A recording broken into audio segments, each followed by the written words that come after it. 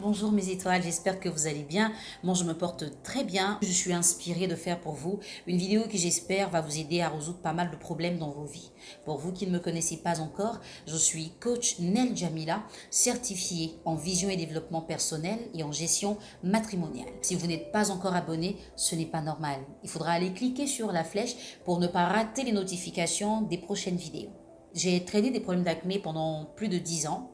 Je suis allée chez une femme à Nango, comme on l'appelle chez nous en Côte d'Ivoire, des femmes qui viennent du Bénin ou du Nigeria, mais qui vendent des produits cosmétiques ou qui tiennent des petites boutiques de ce genre de produits-là, pour aller acheter du savon noir à Nango. Vous connaissez plus ou moins. Jusqu'à présent, je continue de traiter, mais c'est encore, c'est une version très améliorée de ce que j'avais avant en fait. Et quand je suis allée acheter le savon, je disais à la dame que c'était pour mon visage, et enfin pour mon corps et mon visage, donc je voulais pas quelque chose de trop agressif. Elle dit comment tu laves ton visage? Je dis je mets la mousse, le savon dans la main et puis je fais de la mousse et puis je lave mon visage, après je rince. Et elle a commencé à rire et elle m'a dit tu sais pourquoi les boutons ne vont pas? Je dis non. Elle dit tel que tu les traites avec douceur, ils vont rester sur ta peau parce qu'ils savent qu'ils sont les bienvenus. Ça m'a fait bizarre. Elle me dit, si tu veux que les boutons disparaissent, il ne faut plus laver avec ta main. Il faut prendre ton éponge, il faut frotter ton visage. Et comme ça, quand les boutons qui sont là vont voir comment tu les as traités, ils n'auront plus envie de revenir et puis ils vont aller passer le message aux autres.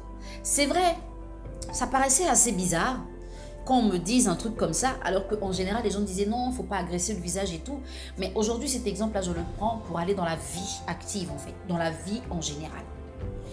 Cette réflexion-là m'a poussé à comprendre avec plus d'intelligence et de maturité aujourd'hui que il nous arrive dans notre vie ce que nous accueillons avec plaisir, ce que nous traitons avec douceur, ce que nous traitons dans le bon sens. Les problèmes, les frustrations, la méchanceté, les mauvaises relations, c'est parce qu'en fait, nous sommes disposés à les accueillir que ces choses-là viennent dans nos vies. C'est vrai, la vie n'est pas un long fleuve tranquille. Il y a des hauts, il y a des bas. Mais quand on a une vie où il y a plus de bas que de hauts, à un moment, il faut se demander comment est-ce qu'on gère cette vie en réalité.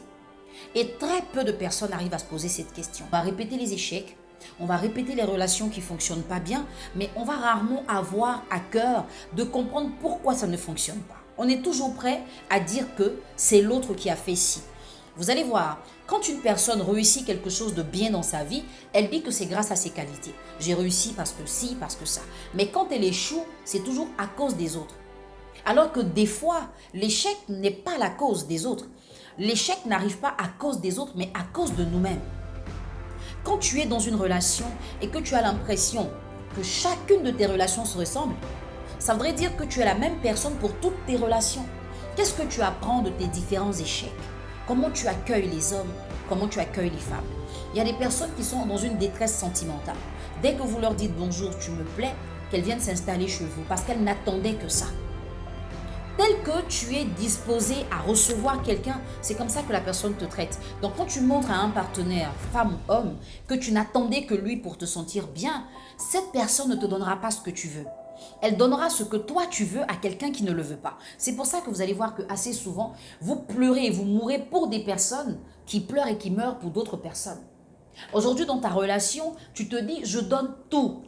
Je le dis tout le temps en coaching, tout donner, c'est pas donner ce qu'il faut. Dieu même dit que nous sommes complémentaires. Pourquoi vous donnez tout?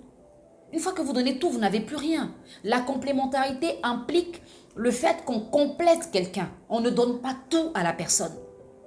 Vous allez voir dans votre vie, quand vous êtes quelqu'un de très effacé, quelqu'un qui se laisse dominer, effacé dans le sens négatif, quelqu'un qui se laisse dominer, c'est-à-dire qu'à vous, on peut parler comme on veut, on peut faire des choses qu'on veut, vous allez voir que vous n'allez attirer que des personnes qui sont disposées à vous faire ça.